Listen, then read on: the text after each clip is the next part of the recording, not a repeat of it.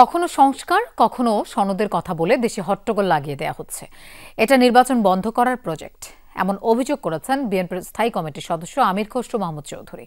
সন্ধ্যায় diploma engineers ইনস্টিটিউটে Dhaka Texas বার অ্যাসোসিয়েশনের নবনির্বাচিত কমিটির অভিষেক অনুষ্ঠানে তিনি একথা বলেন। তিনি বলেন, তারেক রহমানের সাথে বৈঠকের পর নির্বাচনের দিন ঠিক হওয়ায় কিছু দলের সমস্যা হয়ে গেছে। তারা ভেবেছিল এটা অনন্তকাল চলবে। নির্বাচন না হওয়ায় গুটি কয়েক ছোট গোষ্ঠী লাভবান হচ্ছে, ক্ষতি হচ্ছে জনগণের। সত্য সংস্কার করেও বাংলাদেশ এগিয়ে যাবে না যদি রাজনৈতিক সংস্কৃতির পরিবর্তন না হয়। কেউ এই ফাঁদে পা দেবেন না। বলেন, যে দেশে নির্বাচন অনুপস্থিত সেখানে প্রতিনিধিত্বের কোনো দায় বা জবাবদিহিতা থাকে না। হাসিনার পর একটা নতুন প্রজেক্ট হচ্ছে ইলেকশন বন্ধ করে দেয়। তাহলে বন্ধ করতে হলে যা যা করে সব করতে হবে।